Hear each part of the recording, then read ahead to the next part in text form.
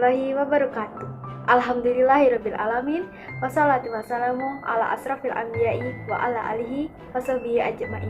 Amma ba'du. Hai semuanya, perkenalkan nama saya Lufita Denis Pratiwi. Hai semuanya, bagaimana kabarnya hari ini? Tentu saja baik ya. Alhamdulillah kalau baik.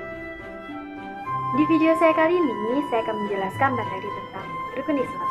Ayo, ada yang tahu nggak rukun Islam itu apa? Rukun Islam berasal dari bahasa Arab, yaitu arkan al-Islam, yang artinya adalah 5 hal dasar yang diajarkan dalam sistem teologi Islam. Di rukun Islam ada beberapa pokok yang ada di dalam ajaran Islam yang di dalamnya terdapat perintah utama dalam menjalankan kepercayaan yang sudah ada di rukun ini. Baiklah teman-teman, kita langsung saja ke rukun Islam yang pertama. Ada yang tahu rukun Islam yang pertama itu apa? Iya, benar. Rukun Islam yang pertama yaitu mengucapkan 2 kalimat syahadat. Ada yang tahu lafaz 2 kalimat syahadat itu seperti apa? Oke, kita baca sama-sama ya. Bismillahirrahmanirrahim. Asyhadu an la ilaha illallah wa asyhadu anna Muhammadar Rasulullah. Yang artinya, aku bersaksi bahwa tiada Tuhan selain Allah dan aku bersaksi bahwa Nabi Muhammad itu utusan Allah. Dilihat dari bahasanya, syahadat adalah persaksian yang di dalamnya terkandung makna bahwa tidak ada Tuhan lain yang disembah selain Allah, serta mengakui bahwa Nabi Muhammad SAW adalah salah satu utusan Allah dan menjadi nabi paling akhir atau tidak ada nabi lain setelah beliau wafat. Umat Islam juga harus mengetahui bahwa ada 25 nabi dan Rasul Allah yang juga menjadi utusan Allah. Selain itu, 2 kalimat syahadat juga menjadi pintu bagi orang-orang yang akan memasuki agama Islam, yaitu harus mengucapkan 2 kalimat syahadat tersebut. Sesudah mengucapkan 2 kalimat syahadat, maka orang muslim harus melakukan apa yang diperintahkan oleh Allah dan harus menjauhi apa larangannya. Sama halnya seperti pintu, syahadat juga dapat menjadi sebuah pembuka dalam melaksanakan rukun lainnya. Nah teman-teman, kita lanjut rukun Islam yang kedua, yaitu melaksanakan sholat. Kita seringkali mendengar kata-kata sholat. Iya, sebagai muslim yang baik, jangan sampai ada pemikiran bahwa sholat adalah hal yang biasa atau bahkan hanya sebagai beban hidup saja. Pada segi bahasa, pengertian dari sholat adalah berdoa yang diawali dengan mengucapkan takbiratul ihram serta diakhiri dengan mengucapkan salam.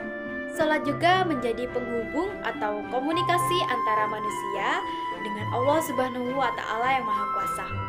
Tindakan atau perbuatan dalam sholat meliputi gerakannya juga dimulai dengan mengangkat tangan pada saat mengucapkan takbir, lalu dilanjut dengan iftitah, lalu ruku, sujud, dan yang terakhir sampai ke tasyahud akhir.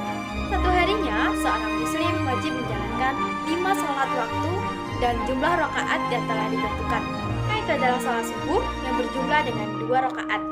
Lalu yang kedua ada sholat zuhur yang berjumlah 4 rakaat. Yang ketiga ada sholat asar yang berjumlah 4 rakaat. Lalu yang keempat ada sholat maghrib yang berjumlah 3 rakaat. Dan yang terakhir ada sholat isya yang berjumlah 4 rakaat. Nah, selain itu, umat Islam juga disarankan untuk melakukan sholat sunnah, dikarenakan untuk menambah pahala kita. Sering kali disebut sebagai tiangnya agama, maka setiap muslim harus wajib melaksanakan sholat sebagaimanapun kondisinya. Jika tidak mampu melaksanakan sholat dengan berdiri, maka bisa diganti dengan duduk saja. Apabila sujud juga masih sulit, bisa dilakukan dengan sambil tidur. Nah, lanjut rukun Islam yang ketiga. Ada yang tahu rukun Islam yang ketiga? Iya, rukun Islam yang ketiga yaitu berpuasa. Ibadah puasa adalah rukun yang ketiga. Puasa itu sendiri adalah menahan hawa nafsu dari segala hal yang bisa membatalkan sholat, mulai dari azan subuh sampai tenggelamnya matahari. Puasa di bulan Ramadan juga akan menjadi kesempatan dalam mengumpulkan sebanyak-banyaknya pahala dan ibadah yang lainnya. Misalnya, membaca Al-Quran, lalu menjalankan sholat sunnah tarawih, pastikan juga membayar zakat sebelum Syawal. Seluruh umat Islam diwajibkan untuk berpuasa selama 1 bulan penuh. Islam yang keempat yaitu membayar zakat. Rukun Islam yang keempat adalah membayar zakat dengan tujuan untuk membantu orang yang kurang mampu secara ekonomi.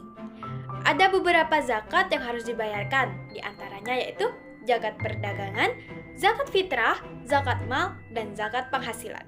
Membayar zakat itu adalah wajib bagi umat Islam. Prinsip yang telah diajarkan oleh Nabi Muhammad SAW dalam bayar zakat adalah mengajarkan kita untuk saling berbagi dan sikap kepedulian kepada sesama manusia. Rukun Islam yang keempat ini yaitu membayar zakat. Ada 8 golongan yang berhak menerima zakat. Yang pertama adalah fakir. Fakir adalah orang-orang yang tidak mempunyai penghasilan, misalnya karena disebabkan oleh sesuatu hal yang berat seperti misalkan sakit. Lalu yang kedua ada miskin. Miskin adalah orang-orang yang mempunyai sumber penghasilan tetapi jumlah penghasilannya tidak cukup untuk memenuhi kebutuhan sehari-harinya. Ketiga itu ada rikob. Rikob sering juga disebut sebagai hamba sahaya. Lalu yang keempat ada khorim atau khorimin. Khorim atau khorimin adalah seseorang yang mempunyai hutang dan tidak sanggup untuk melunasi hutang-hutangnya. Lalu yang kelima adalah mualaf.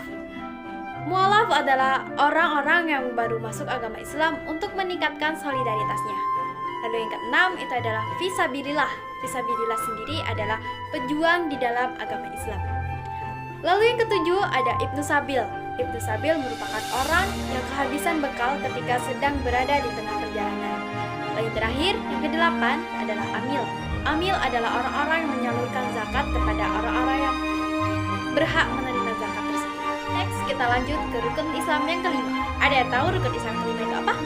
Iya, rukun Islam yang kelima adalah naik haji jika yang mampu.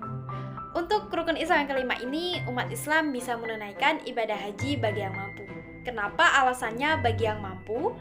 Karena untuk perjalanan ke Tanah Suci sendiri memerlukan dana yang cukup besar ya. Ibadah haji yang dilaksanakan setiap tahunnya ini pada bulan Zulhijjah untuk berkumpul bersama-sama di Baitullah. Jamaah haji umumnya menetap pada Tanah Suci itu selama kurang lebih 40 hari untuk rukun Islam yang satu ini. Teman, itu tadi penjelasan mengenai rukun Islam. Begitu pentingnya rukun Islam sehingga menjadi patokan sebagai untuk menentukan seseorang dianggap sebagai seorang muslim atau bukan. Oleh karena itu, kita sebagai umat muslim yang sejati, kita harus benar-benar menjalankan dan menghayati apa yang ada di dalam rukun Islam tersebut. Orang Islam harus menjalankan rukun Islam karena rukun Islam adalah amalan yang sifatnya wajib bagi orang muslim, sehingga apabila dilaksanakan akan mendapatkan ganjaran pahala yang banyak dari Allah SWT, dan jika ditinggalkan akan mendapatkan dosa. Baiklah teman-teman, sampai di sini dulu ya video saya kali ini. Saya Lufita Denis Pratiwi. Apabila ada kata-kata yang kurang berkenan di hati, saya mohon maaf, dan kepada Allah saya mohon ampun. Saya pamit undur diri ya, tetap semangat dan jangan lupa jaga kesehatan. Wabillahi taufiq wal hidayah. Wassalamualaikum warahmatullahi wabarakatuh. Dadah.